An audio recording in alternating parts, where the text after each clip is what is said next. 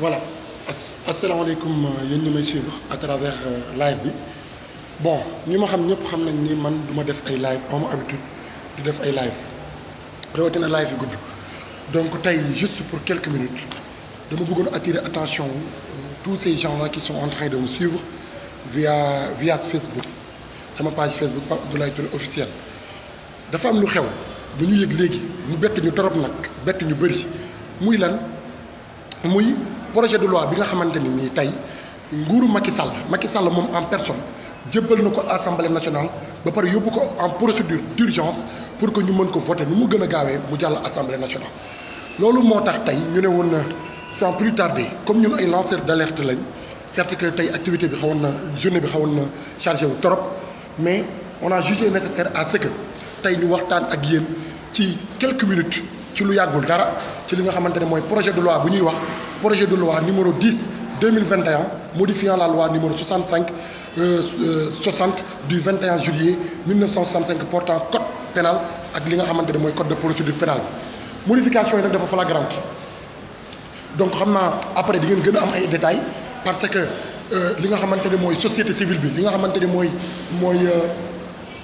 opposition bi li nga xamante ne mooy tous ces leaders là de ce pays dinañ def léegi lu yàggu dara benn conférence de presse boo xamante ne dinañ conférence de presse collective lay doon pour expliquer en grosso modo mais lu ma ci mënti wax mooy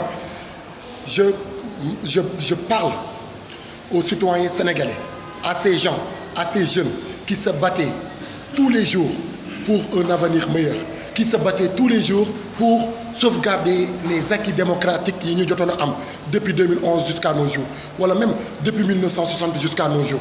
je m'adresse à vous l'avenir de ce pays est en jeu Macky Sall veut concrétiser sa dictature dans ce pays que ça soit clair ci boppu ñëpp Macky Sall tey te warul bett kenn d'après événement wu mars bi ak lu fi xewoon avec Ousmane Sonko et tout depuis boobu ba léegi Macky Sall est sur la défensive recruté na ay nervi jël na projet de loi pour tënk suñu liberté bu ñu am ci réseaux sociaux yi moo tax ngay dégg ñu naan mouvement kacc-kacc mafia kacc-kacc bi donc loolu noonu yëpp tey Macky Sall jël na loi boo xamante ne tey bii bés bu jàllee suba la war a jàll à l'Assemblée nationale à partir de 10 heures tout à l'heure ñu ngi woon j'étais présent dans une conférence de presse où il y avait des députés comme Aïda Mbodj Mame Diarra Fam Serigne Bara Mbacké ñoom ñëpp ñu ngi fa woon toog et ils nous ont expliqué clairement et que ñun tamit jot nañ ci projet de loi bi ay boroomi xel lañu ay boroomi xam am nañu xam-xam mën nañu lire mën nañu comprendre aussi également lan la Macky Sall dëxëñ ci biir projet de loi bi ce projet de loi est une catastrophe pour notre démocratie donc man tey sama message du expliquer exactement li nekk ci biir projet de loi parce que projet de loi bi dafay interdire incha allah rabbi bés bu jàllee bépp manifestation bu amati et que mu am ay débordement jàppal ni les responsables de cette manifestation vont être jugés devant la justice comme étant des terroristes ce projet de loi va bannir lépp loo day sofantal li nga xamante ni ñun ñi sax am nañ ko ci idéologie ak ci caricature terrorisme tey jàppal ni ñun ñii ñëpp nous sommes en sursis que ça soit activiste que ça soit nga nekk un citoyen qui se bat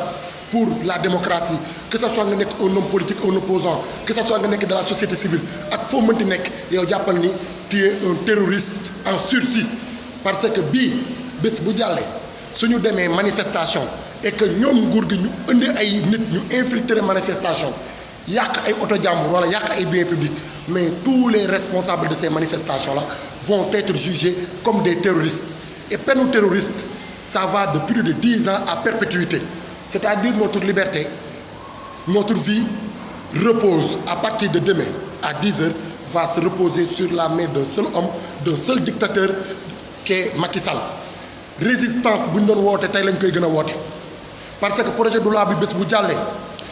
fii ak septembre dina jàpp ji Ousmane Sonko jàpp ci yeneen leaders yi fi nekk yépp que ça soit muy Guy Marius Sagna que ça soit muy Abdou Karim Gueye Xurum Xaq que ça soit muy ñeneen ak ñeneen ñoom ñëpp dina am la main mise ci ñoom dina leen jàpp tëj leen ci kaso bi te bu boobaa kenn du sañ a wax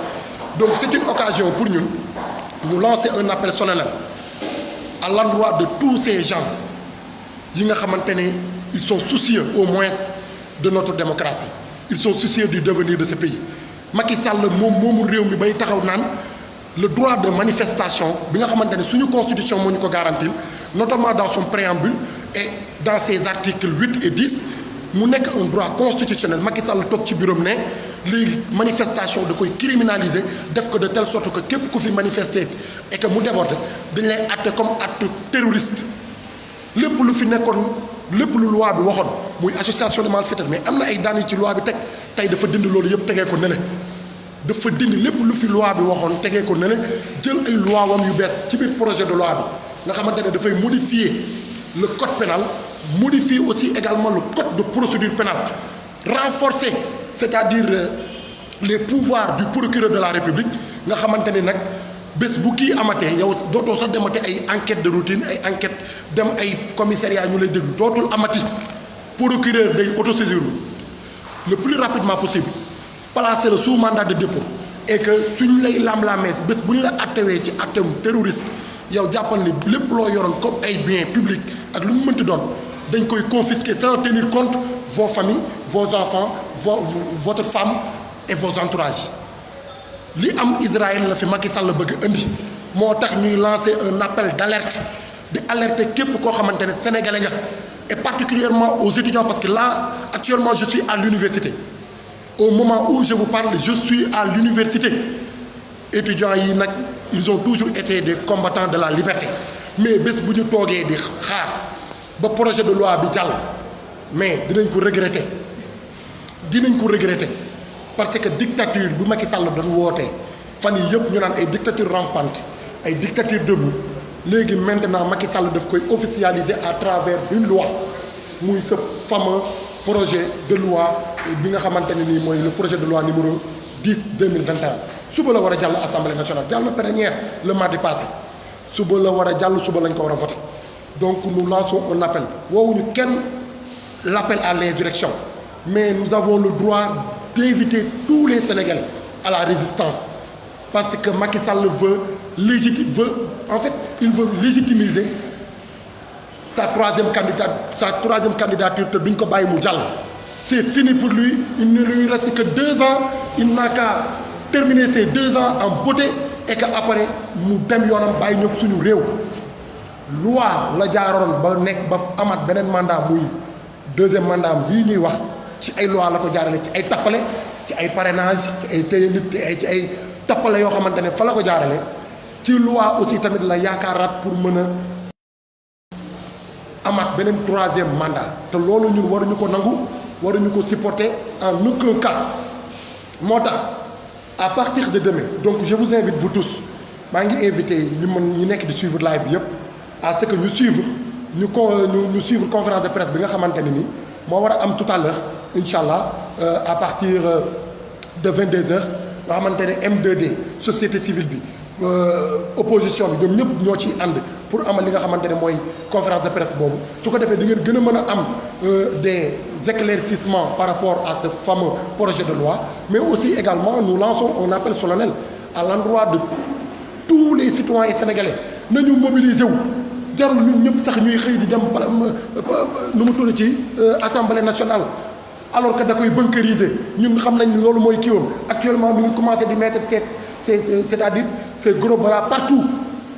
mi ngi mettre ces gros bras que ça soit dans l'armée que ça soit dans la gendarmerie que ça soit dans la police partout Macky Sall il se prépare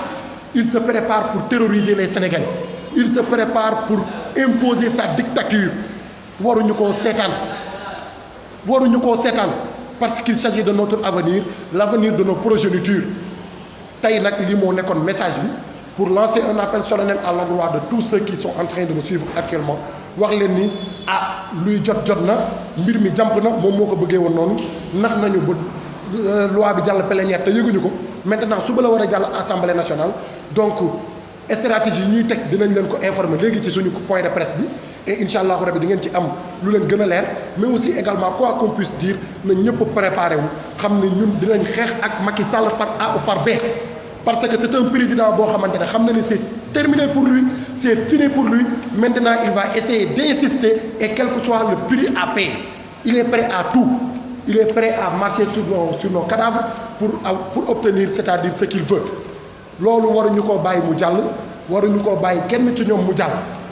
événement yi au lendemain des événements du mois de mars passé bu mu jàllee dégg ngeen premier discours am kenn dootuñu bettati lu fi amoon mars dootu fi amaat kenn dootuñu bettati ce qui veut dire il est sur la défensive et il se prépare moo waral problème mu nervi yi ngeen di dégg yépp moo waral tey recrutement bu muy def ci gendarmerie dàq ay commandant jël ñuy recruter te ñu muy recruter ñépp seeni loxo setul tey lu mu leen set ñoom ñu def ko. gros bras yi ñi ngi dégg ne ñi ngi xool nan ñuy def ba dugal leen ci police ak gendarmerie loolu noonu yëpp pour mën a légitimer après rey bu ñuy rey askan bi parce que y a des policiers dignes y a des policiers patriotes y a aussi également des gendarmes dignes et des gendarmes patriotes yoo xamante ne seen supérieur su leen woowee ne leen tirer leen sur le peuple ñu bañ te lu moo amoon lors des événements du mois de mars looloo waral ñu dàq si ñu ngi fiy raje ñëpp looloo tax ñu leen di raje parce que dañoo jotoon ay instructions venant de ces dirigeants incapables de ces dirigeants yi nga xamante ne nekk lu ñu si dara lu dul seen biir ak seen i biir njaboot pour que ñu mën a tirer askan bi ñoom ñu bañ. Résistance encore une fois résistance nous vous donnons rendez-vous dans quelques instants dinaa dem ci